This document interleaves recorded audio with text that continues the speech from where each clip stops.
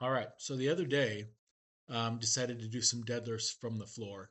Um, I'll preface this, especially for those who haven't really been following my journey and aren't aware of what's going on. Um, about 15 years ago, in 2011, I had the top raw deadlift in the country for a super heavy weight of 830 pounds, and been training all that year. I got invited to do the Olympia Pro Deadlift in Vegas in September.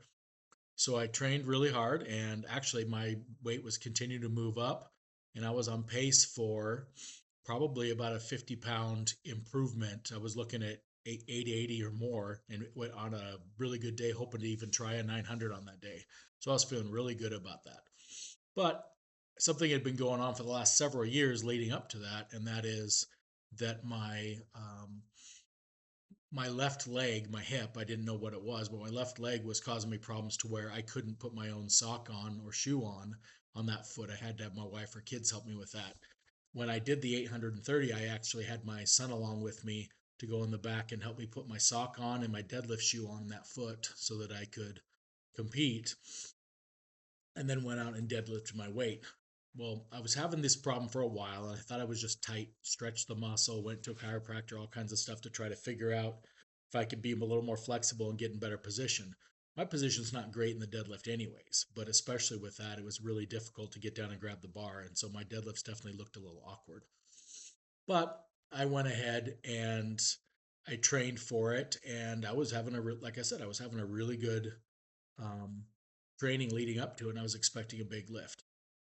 So I go out, probably my final workout before the Olympia, on my warm ups at like 440.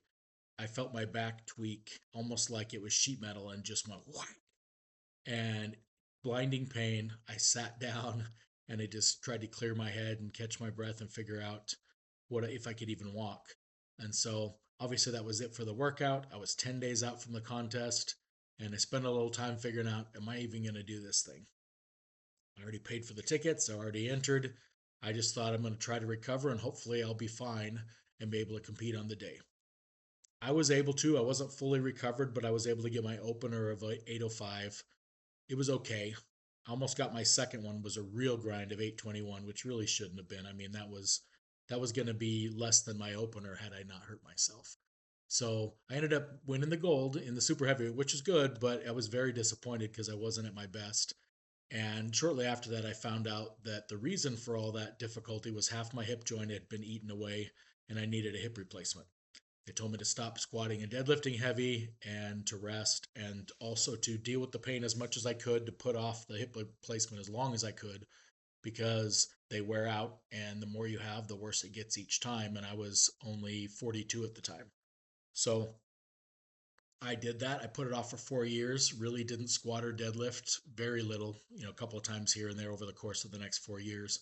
Had my hip replacement in 2016. And then I'm 46, my kids are in sports, and I thought, oh, I don't need to lift heavy. I'll just go ahead and focus on them. Around 2020, all my kids had decided to stop competing in sports, and I still had a competitive drive. So I started benching, because since I couldn't squat and deadlift, and started focusing on trying to get my bench up. But little by little, I started creeping in and playing around with some deadlifts here or there. Do a trap bar deadlift, do something that doesn't put me in too tough of a position. And the weights were going up. Last year, I hit a trap bar deadlift with wagon wheels. So it's like a partial deadlift. It's a little below the knee, but is where the bar would be. And I got up to 800 pounds.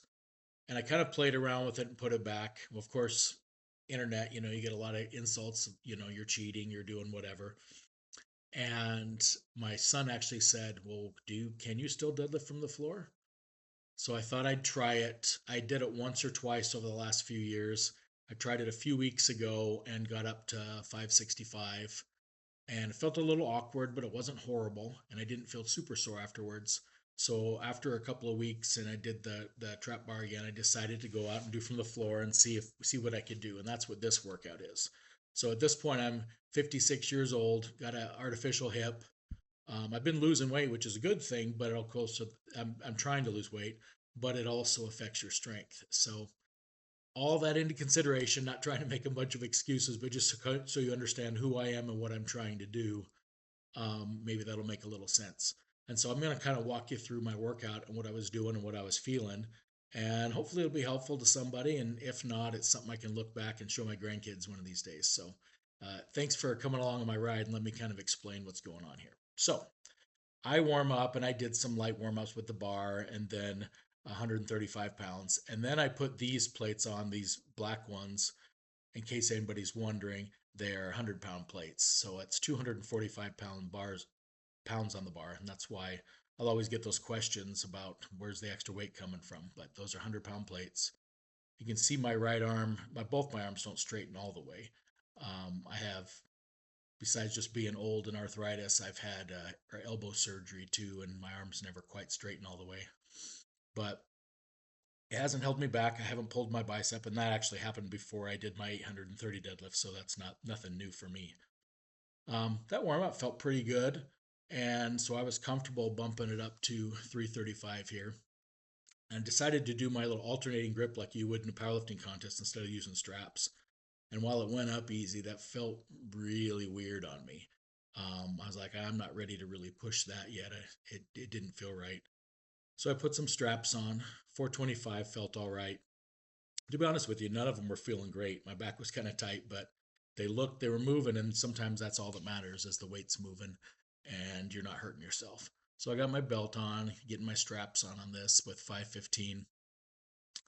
And I went ahead and I start pulling, and it looked easier than it felt. It really wasn't that easy, but I decided, how much more do I want to do? And I really wanted to hit, and I'll pause right here. I really wanted to hit this 605. I mentioned earlier, maybe I didn't, I've said it earlier, that I'm kind of competitive. And even though I'm older, sometimes I feel accepting of it. I'm like, okay, that's just what it is. I had my day. And sometimes you get a wild hair, and you want to prove something. And a friend of mine is just a few years younger than me, so I can't use the age excuse that much. And he's been moving up in the powerlifting world, Dwayne, and he's squatting and deadlifting over 600. His squat is pushing 7, and these are raw lifts. And he's in the, I want to say around 630 is his PR. I'm not 100% sure, but somewhere around there in the deadlift, which is very good, especially when you get to be our age. Um, but I'd never even considered trying to deadlift heavy again because of my hip. So now I realize I'm getting kind of closer to that. I want to kind of see where I'm at. He also told me something about some stats that at my age and weight, if I was to do a push pull, if I benched 405 and deadlifted 585, I'd be number one all time or something like that. And I don't know about all that. Um, so I had this chance to try 605, and I decided I just wanted to give it a shot. So here it is. Getting locked in, start the pull, and it's not moving. I had to convince myself to keep pulling. It felt so much harder than it looked. But I ended up getting it, and didn't feel good, but I did it. I felt like I was maybe straining not what some people call their lower back, kind of where it attaches to your waist. Just some stretching there. I was definitely tight, so didn't feel great. Didn't feel like an injury, but it didn't feel great. And I was a little lightheaded when I was done. I cut that part out of the video, but I actually walked over and sat down and tried to clear my head for a little bit. So it was definitely at my limit for that day. Probably not something I want to do right away, but then again, as soon as I feel better, I'm not very smart. I'll probably try it again. Um, but on the other hand, it felt good to know that even though I have an artificial hip and I'm not supposed to be able to lift heavy, and I'm 56 years old, I still managed to pull a decent deadlift. And, um, it's one of those things that you think about sometimes, is that if, if they tell you don't ever try this or don't ever do that, and there's probably some wisdom in listening to that, and I usually do for a while. And but then I see people around me, my other people I know have had a hip replacement, and they jump right back into it. And the warning is, well, yeah, you're going to wear it out and have to get another one real quick. But sometimes I think, do the doctors really know? Are they used to dealing with powerlifters that have that much muscle around the joint that support it? Or are they used to little old ladies that can barely walk?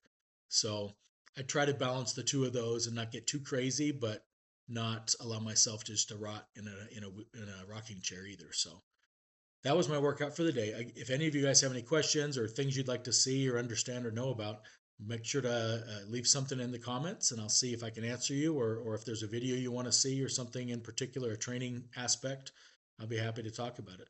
So thanks for listening and indulging me in my stories. I'll see you again next time.